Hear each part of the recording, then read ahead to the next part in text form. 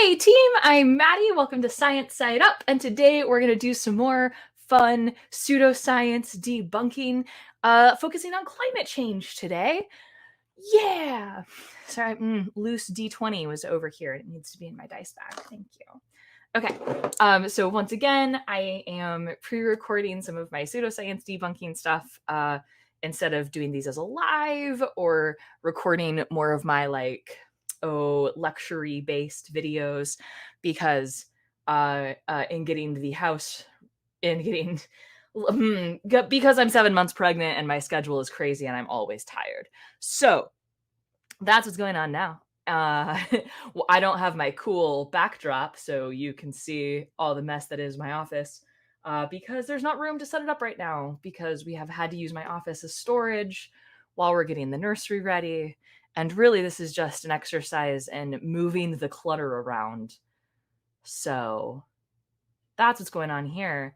But also, guys, Marjorie Taylor Greene said some real bonkers stuff about climate change. And I thought we could take a look at that together as friends and mostly have a laugh.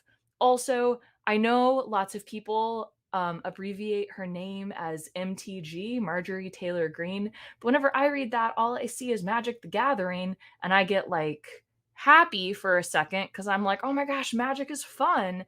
And then it's like, oh no, it's Marjorie Taylor Greene. That's not even a little bit like Magic the Gathering. Okay, so I found this clip. It's been floating around the interwebs, but I found it from CNN's YouTube channel. So that's where we're watching it from. I've got it pulled up, and we're just going to pause it every time she says something nonsensical and see if we can't debunk it. Live on the internet. That seems, well, I guess I'm kind of sort of streaming this live, but you guys won't see it till later. So because that's how time works. And I hope my audio is better than the last batch I pre-recorded. I don't know what was going on. Probably it was that I didn't understand the settings of my Blue Yeti and I had a fan blowing the whole time. And when I get excited, I have a tendency to really project when I don't need to because I'm in a small enclosed space. Anyway. Okay, so let me resize this so it looks more reasonable for you. And we can avoid, I don't know why I don't know if I'm getting more ads for diets these days or just noticing it more.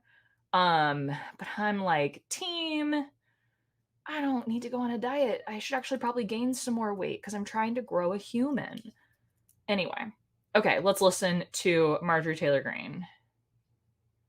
We've already warmed 1 degree Celsius, and do you know what's happened since then? That is true. I think that's true that we've warmed 1 degree. I thought it might have been, I think we've warmed 1. Yeah, okay, we will.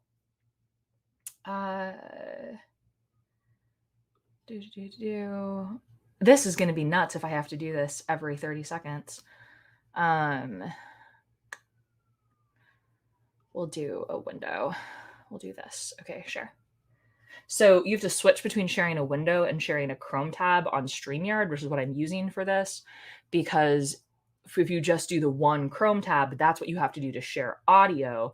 But I want to be able to Google things, right? So now we can Google things. How much has the Earth warmed since 1850, 1890, the pre-industrial era? Okay, yeah, cool. It's not quite 1 degree Celsius, but it's about 1. I think it is 0.85. So we'll call that about 1 degree. And this says 1.8 degrees Fahrenheit. There we go. 1.8 units of freedom, 1 degree C, stuff like that. Okay, cool. So we're not starting off wrong. That's good. That's good. Okay. So we'll do this. We'll switch to sharing just that Chrome tab so we can listen to her some more. Okay. And she's going to say, what's happened since that? Okay. Here, let me tell you. We have had more food grown since then, which feeds people. Okay, we have grown more food. Um, so this is a fun argument people like to bring up, which is like, whatchamacallit, if we have more carbon dioxide, isn't that good for plants? Won't that just make plants grow better? And the short answer there is it's not that simple. And also, she's conflating a few things here, right? Because we're talking about an increase in 1 degree Celsius since the pre industrial period. So, do we grow more food now? And do we grow food more efficiently now than we did in, say, 1850? Absolutely. Of course we do, right? Before the industrial period, all food, like, uh, what is it? Something like 90% of humans on planet Earth had to be engaged in agricultural efforts to feed the planet. Um, and now, like, oh, what is it? I forget the exact statistic, but it's like less than 5% of humans on planet Earth are actively growing the food that the rest of us consume. Even in my grandparents' generation, right? I'm from Oklahoma. This is like wheat farming territory, right? Um, so anecdotally, every Oklahoman's grandparents were wheat farmers, right? Or grew up farming. Um, and then transitioned to some other job. And this is very much due to advances in farming technology. So in 1850, your farm equipment was pulled by a horse. So it's very much either your own physical labor or the labor of a beast of burden, like an animal, like a horse or an ox or something like that, right? Like that's how you plow a field. Threshing had to be done by hand. We actually have this great audio recording. I have a great audio recording of my I have a great uncle, and like my grandmother was the significantly youngest of all of the children in that family. But it's a recording of my great uncle talking about how they threshed wheat by hand in the basement of their farmhouse before he went and served in World War II. And he was like an airplane mechanic and was mostly served in England. And by the time he came back from World War II, uh they had a machine that did the threshing, and he was like, this is great, this is so much more efficient. And so the amount of food we produce now is a lot more and takes a lot less labor to produce than it did in the 1850s. Oh, another benefit of that is, in fact, the benefits of genetically modified crops, right? Now we can talk about like it being bad that a handful of companies own like all of the patents for genetically modified seeds, and you can't so if you think about like normal like seed harvesting, right? You plant you hold back some amount of what you harvest, and those are the seeds you use for the next year, right? Well, genetically modified crops tend to be genetically modified such that they the seeds that they produce are, I guess, like sterile, for lack of a better term. They can't be used the next season, so you have to continuously rebuy seeds from the manufacturer. So we can talk about like that being problematic, but the fact of the matter is, having genetically modified foods means we can that are they're say resistant to pesticides, right? So the plants we don't want to be killed are resistant to pesticides, and then you can spray that crop with pesticides and kill off all the bugs, right? So then you harvest more. Some crops are genetically modified to be just more efficient, to make more food. So genetic modification definitely helps us produce more food, produce even sometimes more nutritious food. And then, so there's a lot of advances in farming techniques. and farming technology. And I've listed just a couple that I know off the top of my head because I live in Oklahoma. um, um, so uh, is so the question then is, has climate change, has this increase in 1 degree Celsius, and so the warmer temperatures and the increased carbon dioxide in the atmosphere, how do those two things affect global food production? That isn't something I know off the top of my head. I know in places it's very bad, because there's places where you see like desertification. So the Sahara Desert is getting bigger, right? So regions that used to be fertile now aren't. Now we can't grow food there. You can see that same thing with like California. The desert in Southern California is moving northwards. That's desertification. I talk about that in detail in my video on climate dynamics and the Hadley cell, and I think I explained that process pretty simply. But let's take a look. Let's Google this claim. Let's Google this claim of how does climate change and the increase in CO2 and the increase in temperature affect crops.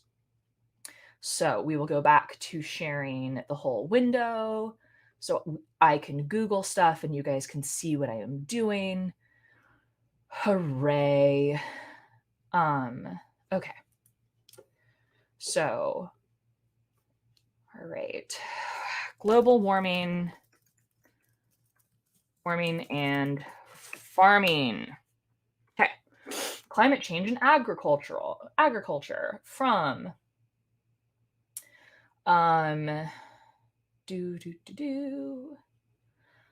Okay.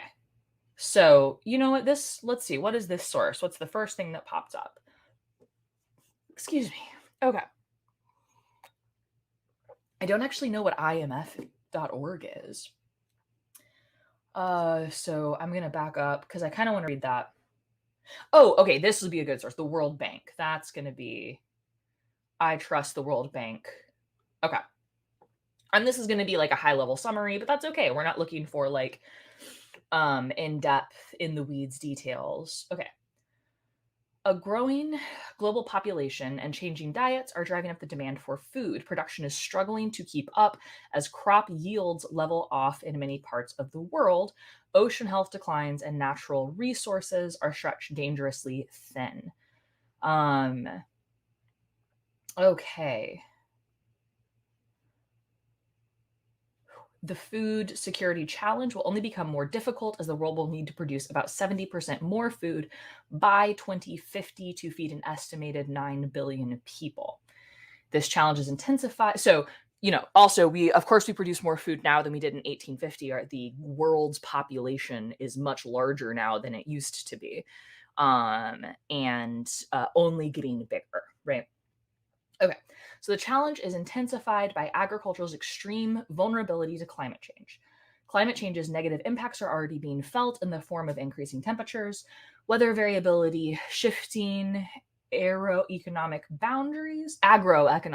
ecosystem boundaries, invasive crops and pests, and more frequent extreme weather events. Yeah, so like if you just think, here's a great Oklahoma example, right?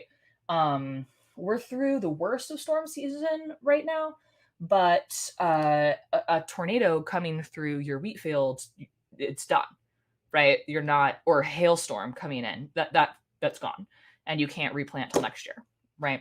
So if things like that start happening more often, you're done. We also expect things like, along with that, desertification. So we see like the drought in California, right? Droughts like that are predicted to become kind of the new normal, right? That's going to be more common. So California is a huge ag producer, right? They're a huge agricultural producer for the United States. And it's going to be more and more difficult as the planet warms to grow food there because of drought. Okay. On farms, climate change is reducing crop yields. the nutritional quality of major cereals, and lowering livestock productivity. Substantial, okay, investments in adaptation will be required to maintain current yields and to achieve production and food quality increase to meet demand. Okay.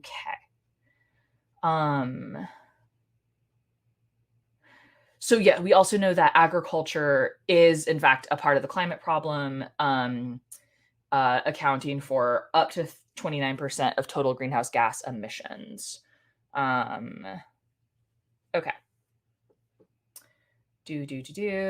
I want to know a little bit more. So, okay. Uh, let's try. We're going to look at the USDA site on this too.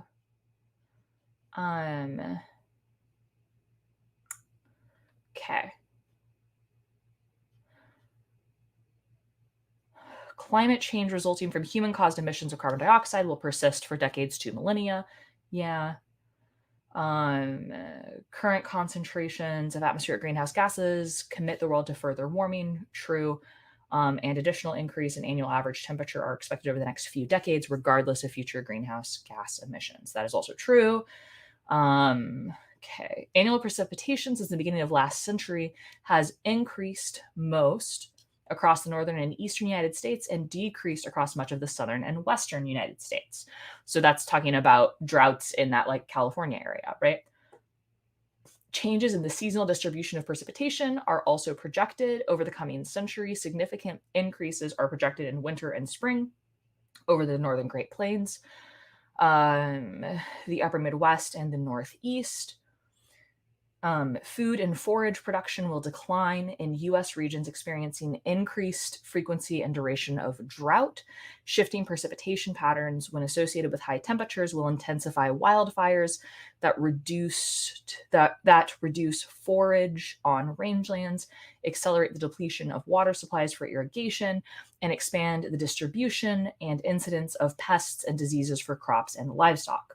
Modern breeding approaches and the use of novel genes from crop wild relatives are being employed to develop higher yielding stress tolerant crops. Cool.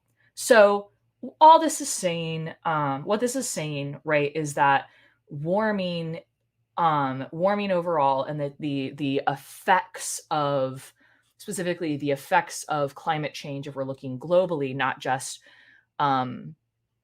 hey, it's warmer and there's more CO2. Plants like sun and carbon dioxide. Surely that means that will be good for farming, right? That's obviously the very naive approach.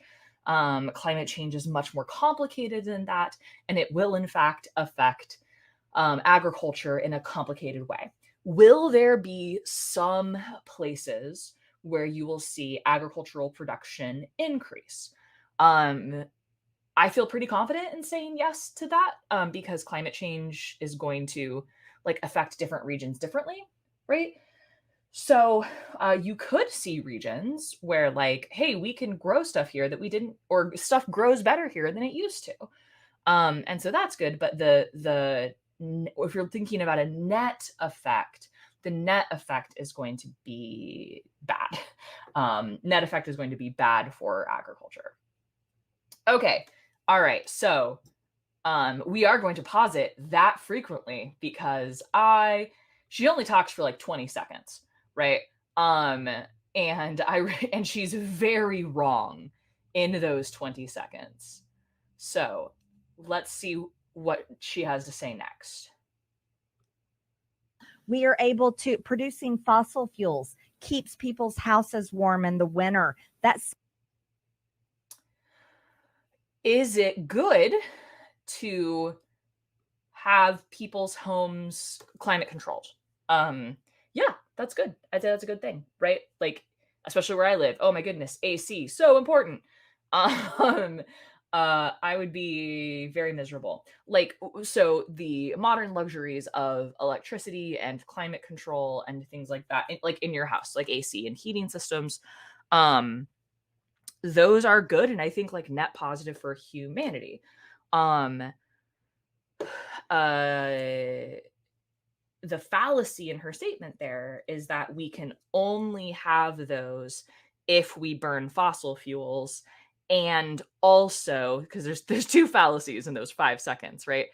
Because the other assumption baked into what she just said is that, and also the benefits of climate controlling your home outweigh the cost of global anthropogenic climate change, right? I would say that is false, right? I'd say both those statements are false. We need to continue to invest in like cleaner energy, right? Clean energy. Nuclear is a great choice. Nuclear is really good. We should build nuclear plants. Nuclear is great, but also wind and solar are also good choices. And, you know, other creative things engineers can come up with given time and resources. Um, so like, yeah, so that statement that she said isn't outright wrong. It just has some baked in like implications and assumptions that I would firmly disagree with. Okay.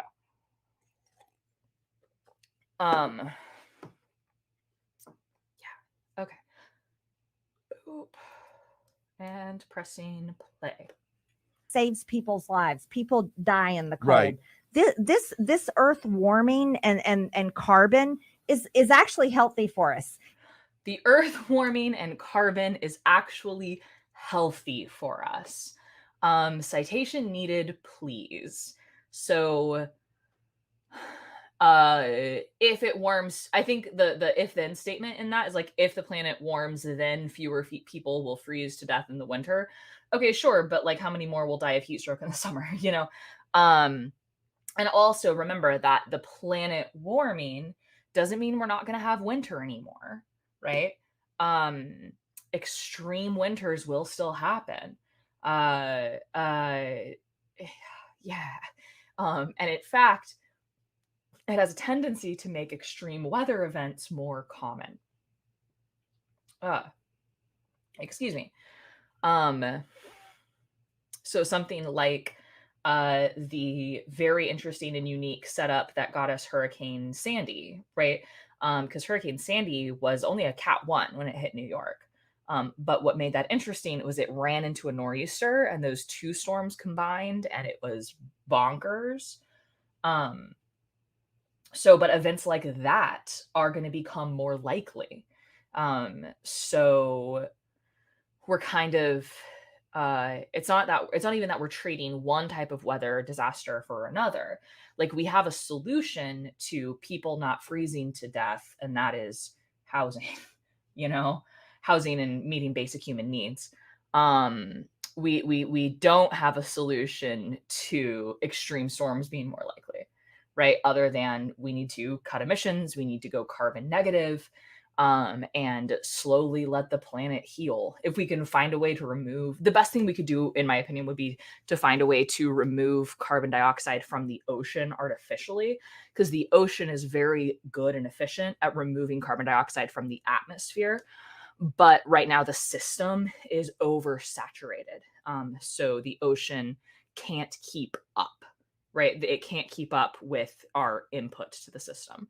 But if we could remove CO2 from the ocean, then it would be a great CO2 sink and absorb a lot of the CO2 out of the atmosphere. And we could maybe speed up that process a little bit. That would be good. Okay, so no, the climate change isn't good for you. That's my hot take for today. Let's see if there's anything else she has to say, or if that's the end of the CNN clip. Grown.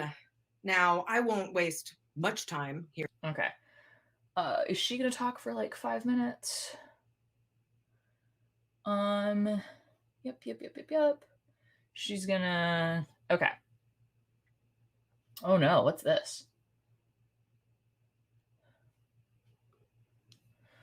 Works, but he is currently in a very competitive race with Democratic Senator Raphael Warnock. A couple months ago, Colorado Republican Congresswoman Lauren Boebert attempted to mock the whole idea of vaccines. Oh, okay. I mean, vaccines are great. I love vaccines. I want as many as I'm allowed to have. Cool. Okay. So was that her whole clip? It was only like a 20-second clip. Okay. That might be the whole thing. So anyway, Marjorie Taylor Greene does not understand climate change, any of the basic science, and I would like to point out that all I did to debunk her was Google things live here with you. So this isn't something you need a degree in atmospheric science or like ecology to understand, right? There's a lot of readily available resources. So yeah, let's vote for non-anti-science people, right? Let's vote for pro-science people. Because if people like the least fun Magic the Gathering get their way, then we'll just continue to make the problem worse. Cool. Okay. This is a bit of a shorter one, but that's all right. I think we'll go ahead and end it there. You guys are cool. Thank you so much for watching, especially if you stuck it out all the way to the end here.